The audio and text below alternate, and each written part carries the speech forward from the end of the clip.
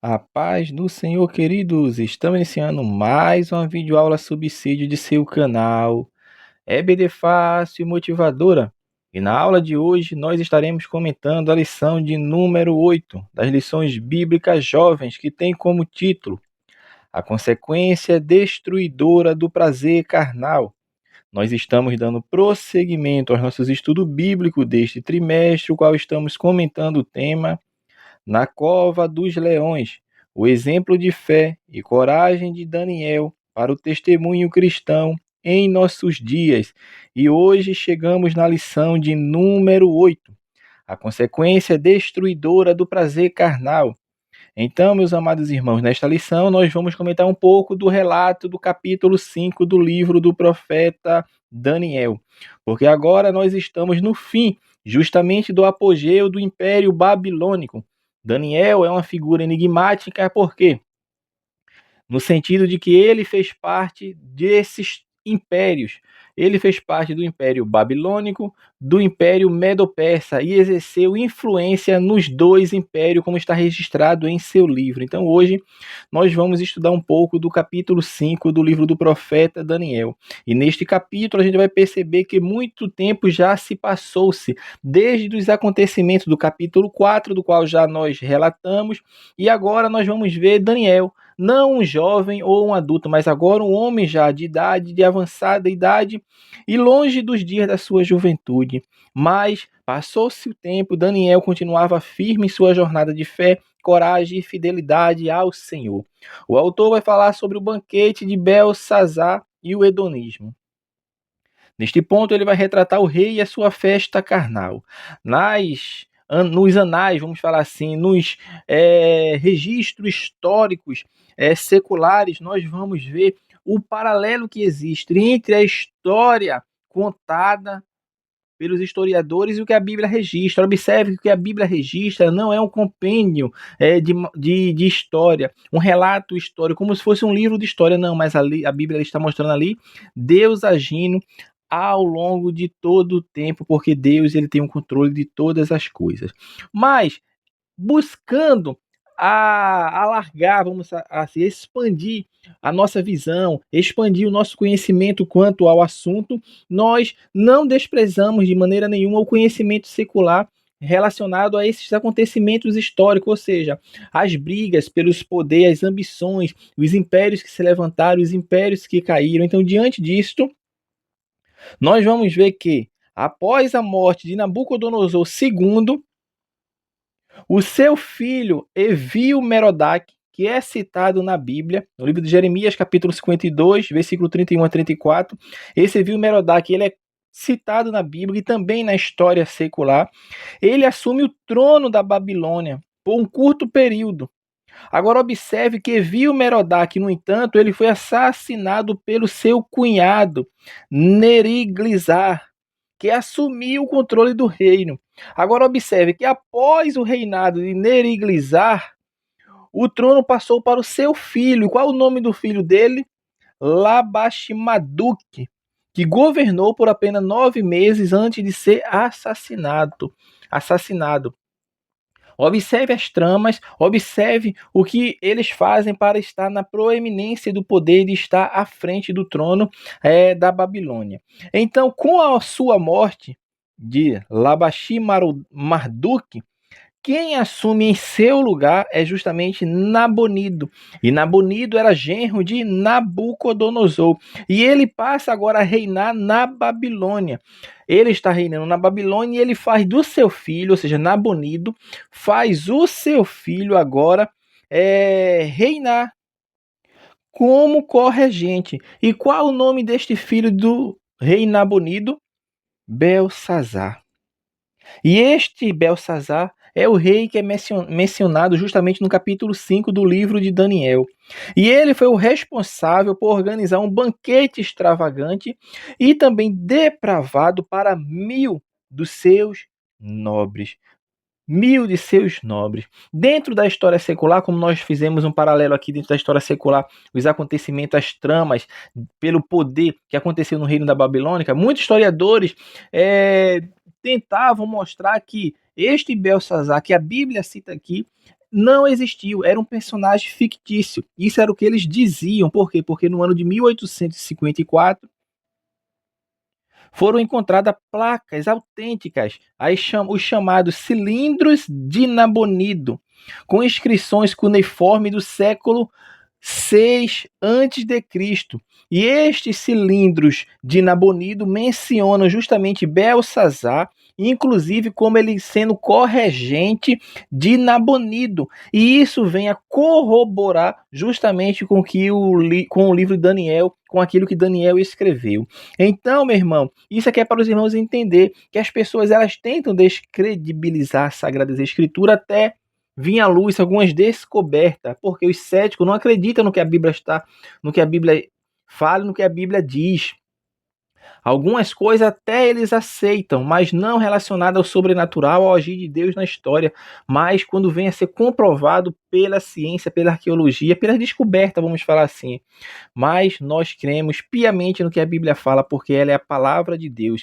E a partir deste ano de 1854, as pessoas começaram a entender, a compreender que o livro de Daniel relata assuntos verídicos, assuntos que aconteceram dentro da história. Então, o paralelo que nós fazemos justamente com a história secular e com aquilo que está citado nas Sagradas Escrituras é que o que a Bíblia fala é justamente o que aconteceu. Então, meu irmão, neste ponto aqui, nós vamos ver que Belsazar era o segundo do reino. Por quê? Porque ele era um corregente. E não é à toa que quando, a gente vai falar isso um pouco mais à frente, quando ele vai tentar recompensar aquele que conseguisse ler e interpretar aquilo que foi escrito na parede, ele fala que ele faria aquela pessoa o terceiro no reino, justamente para corroborar com o que a Bíblia fala aqui.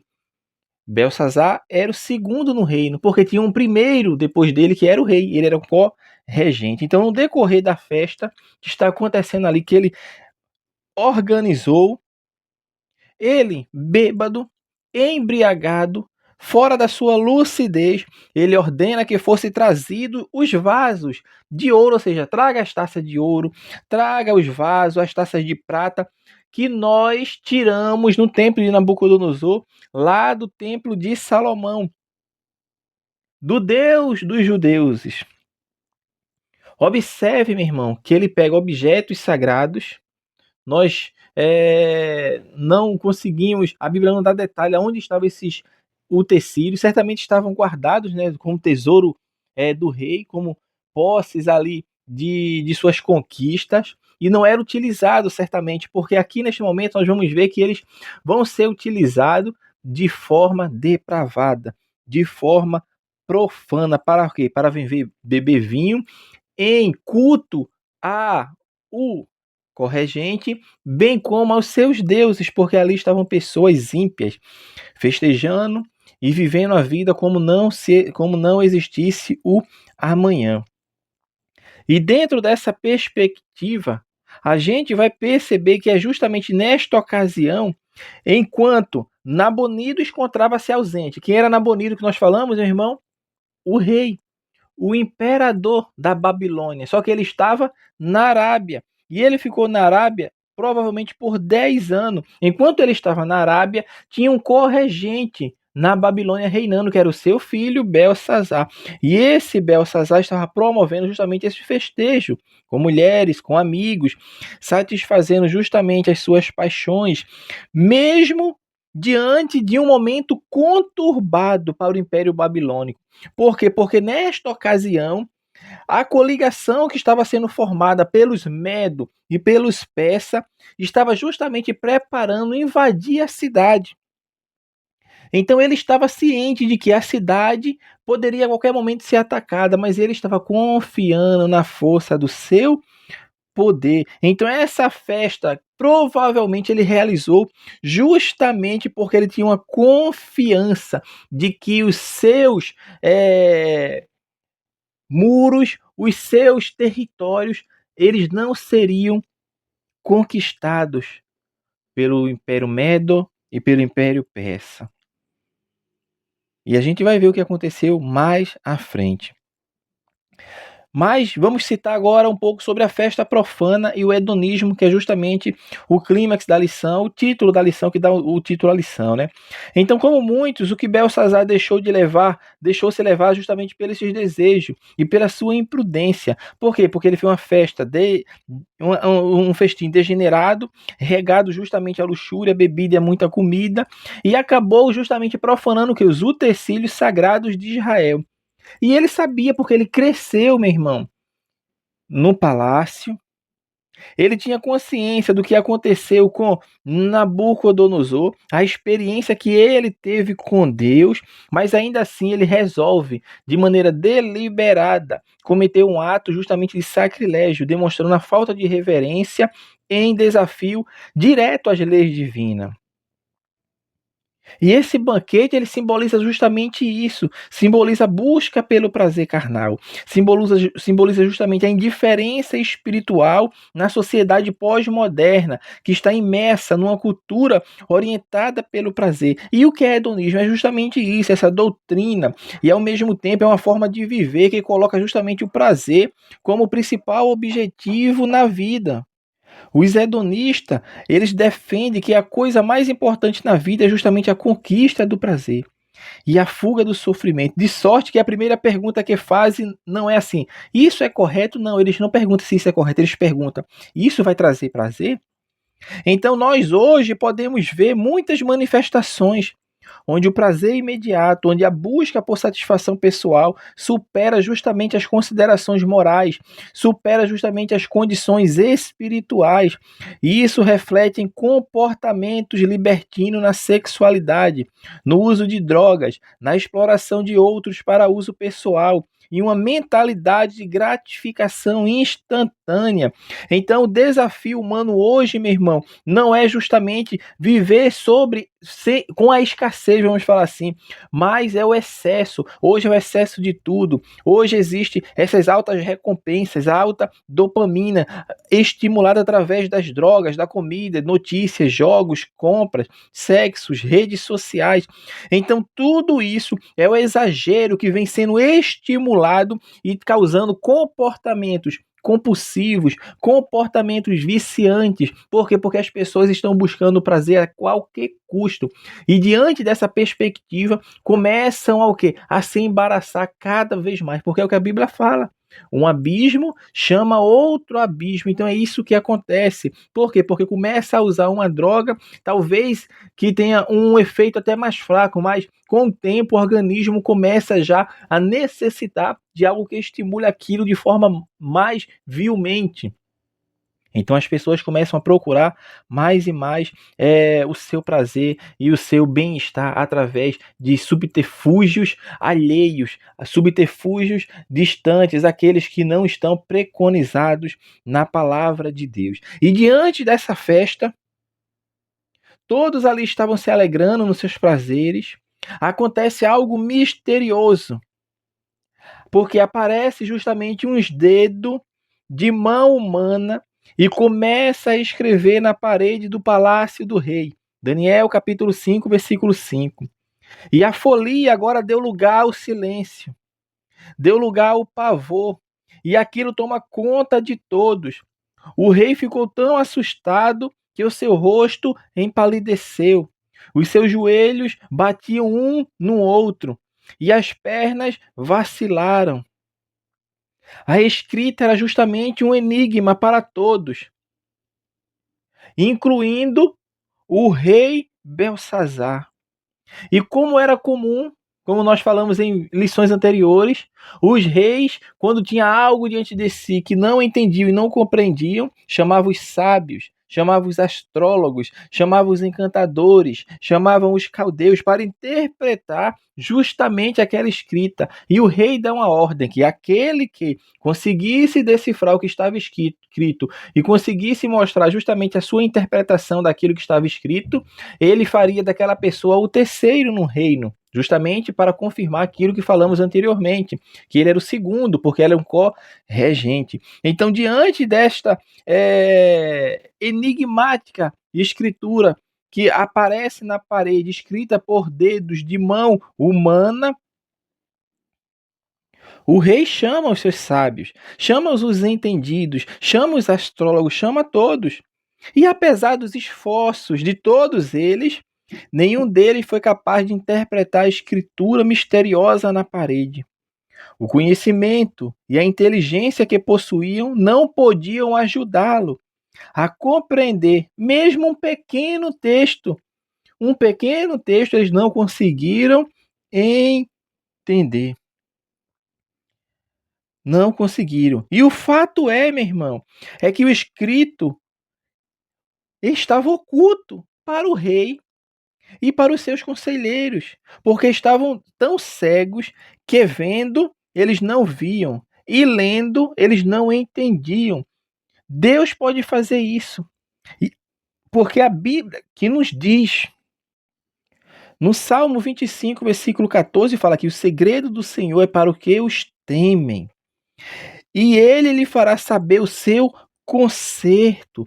As Sagradas Escrituras nos mostram que Jesus, quando esteve aqui nesta terra encarnado, ele falou muitas vezes por parábolas, para que aqueles que fossem espiritual entenderiam, mas aqueles que não eram espiritual não compreenderiam. Por quê? Porque ele falava justamente para que as pessoas entendessem a verdade do reino de Deus. Então as parábolas serviram justamente para isso. E Jesus fala, profetizando, vendo justamente aquilo que Isaías profetizou, que com os olhos eles veriam, mas não enxergariam, com os ouvidos ouviriam, mas não entenderiam. Por quê? Porque os mistérios do reino de Deus ele é para os espirituais, porque as coisas espirituais se discernem com as coisas espirituais. O espiritual discerne a tudo e por ninguém é discernido, porque nós temos a mente de Cristo. Então, diante dessa incapacidade dos sábios, dos magos, o rei ficou ainda mais angustiado, ficou ainda mais aterrorizado, pois ele sabia que esse evento incomum tinha um significado profundo e possivelmente uma mensagem divina. Então, diante de mais esse momento de crise, a rainha lembra-se justamente de Daniel e faz referência do seu nome ao rei. Ela se lembra de Daniel, Daniel que deu a interpretação a Nabucodonosor, Daniel que foi elevado no reino da Babilônia justamente por ser um homem onde se tinha Deus em sua vida. Então este episódio vai mostrar justamente, em primeiro lugar, que o testemunho de Daniel ele era conhecido, porque Daniel foi lembrado por alguém pelas suas qualidades. Foi isso que a rainha falou. O que é que fala Daniel? Capítulo 5, versículo 10 e 11. A rainha, por causa das palavras do rei e dos seus grandes, entrou na casa do banquete e falou à rainha e disse: Ó rei, vive para eternamente. Não te turbe os teus pensamentos, nem se mude o teu semblante. Há no teu reino um homem que tem o espírito dos deuses santo, e nos dias de teu pai se achou nele luz, inteligência e sabedoria, como a sabedoria dos deuses. E teu pai, o rei Nabucodonosor, sim, teu pai, ó rei, o constituiu chefe dos magos, dos astrólogos, dos caldeus e dos adivinhadores. Então, a primeira coisa que nós tiramos aqui é o testemunho de Daniel. Ele era conhecido, ele era lembrado pelas suas qualidades. E é justamente, meu irmão, em que ocasiões isso tem uma aplicação prática para a nossa vida, em que ocasiões nós somos lembrados, as pessoas não lembram de nós quando? Quando é para festejar, quando é para dizer que aquele ali, ele vai animar a festa, aquele ali, ele é alegre, ou será que as pessoas vão lembrar de você quando estão no momento de aperto e vai entender que ali tem um homem, que ali tem uma mulher, um jovem, uma jovem de Deus. Então eu posso recorrer àquela pessoa, porque aquela pessoa ela é espiritual. Então essa é a primeira coisa que nós temos que compreender. Daniel foi lembrado por ser espiritual e por ter qualidades. Ele é lembrado pelas suas qualidades. A primeira coisa que nós temos que perceber aqui. Em segundo lugar, nós vemos que a rainha estava certa sobre o que fazer, mas não sobre o resultado do que seria interpretado. A rainha tinha consciência do que fazer, ela não sabia as consequências da interpretação.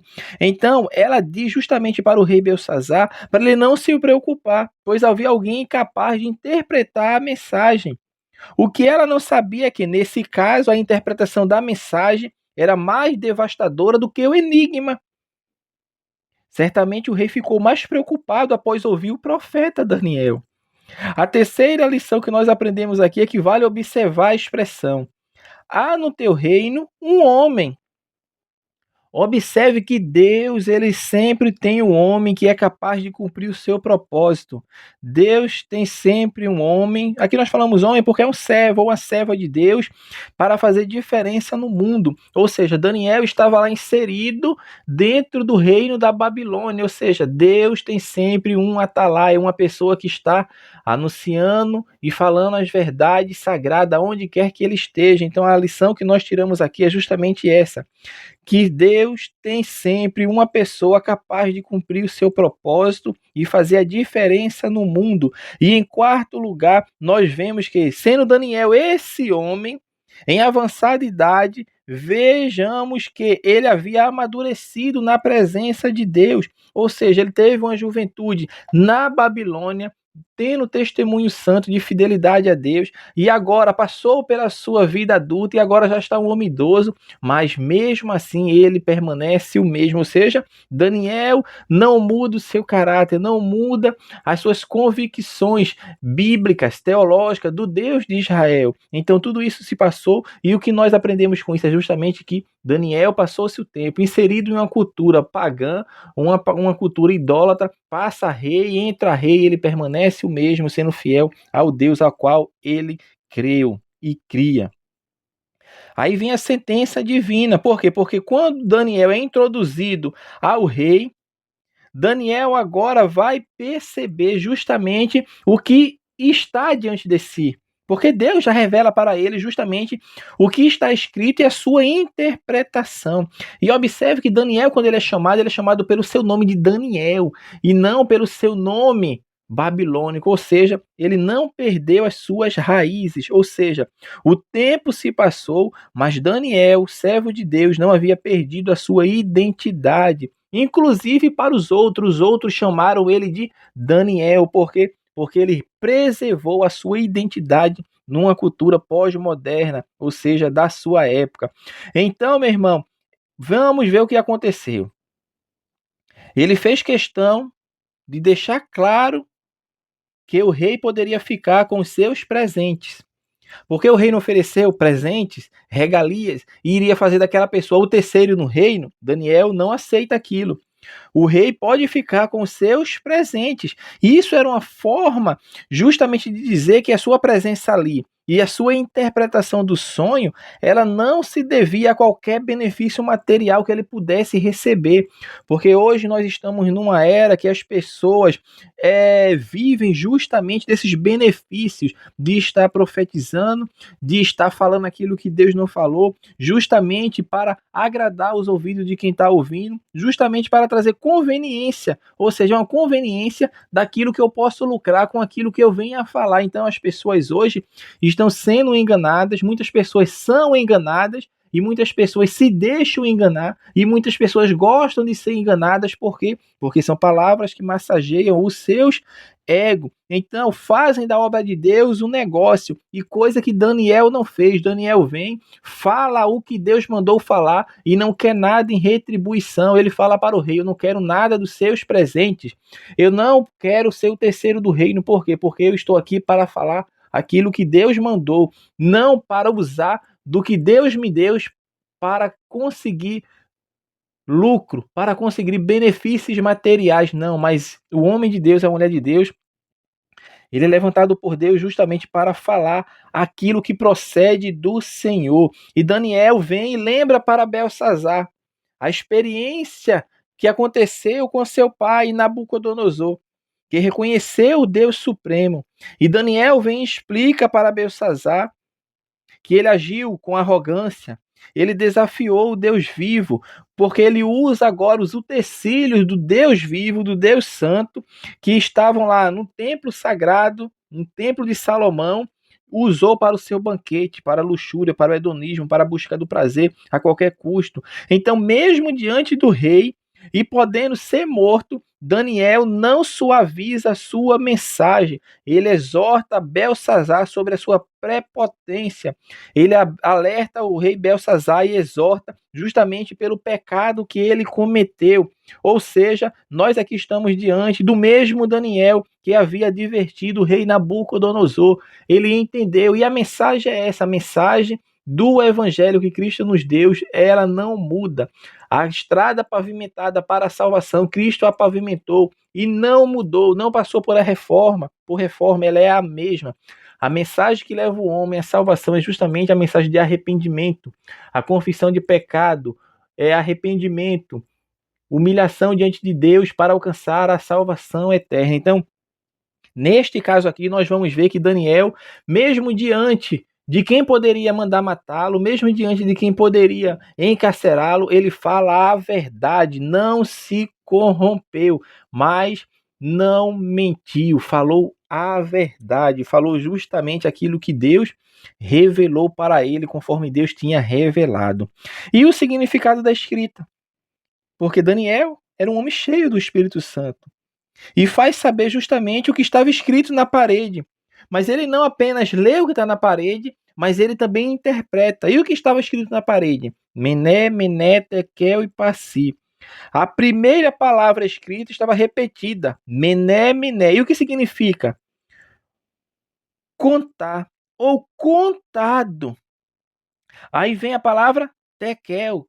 E seu significado é pesado. E a última palavra, passim, significa dividido. Daniel, capítulo 5, versículo 25. Então, para interpretar a mensagem, Daniel usou o termo peres, justamente, que é uma palavra com o mesmo sentido de passi.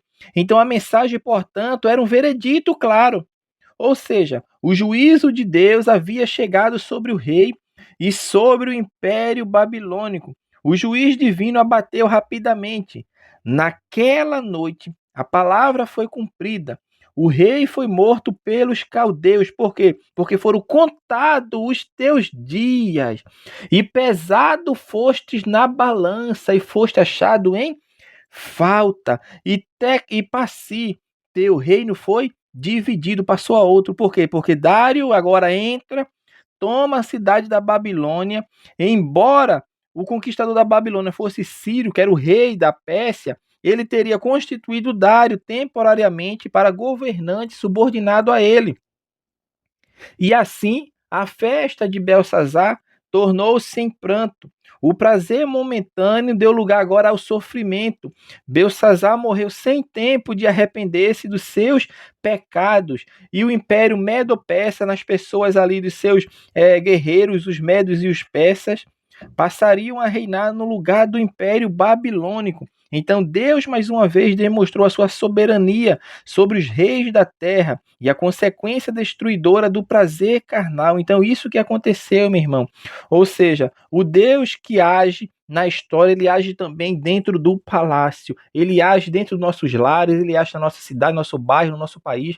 Em qualquer lugar ele age, porque ele é um Deus soberano. Então a consequência destruidora do prazer carnal é justamente essa, a destruição, porque o pecado, o salário do pecado, o pecado ele tem um salário, e o seu salário é a morte. E que morte é essa? É a morte de eu morrer a física? Não, é a morte espiritual, a morte eterna daquele que morre sem Deus, porque as pessoas estão aí pecando, estão aí fazendo o que acham que deve ser feito, vivendo seus prazeres, e pode até dizer, mas eu não morri. E a Bíblia diz, vocês dizem que o salário do pecado é a morte, mas ele tem que entender que essa morte que fala que é a morte eterna, que é viver eternamente sem Deus. Então, nesta lição, nós falamos um pouco sobre essa consequência destruidora do prazer carnal, justamente na história do rei Belsazar, relatada no capítulo 5 do livro do profeta Daniel. Assim, nós estamos encerrando a nossa lição de número 8. Que Deus abençoe os irmãos e até a nossa próxima aula.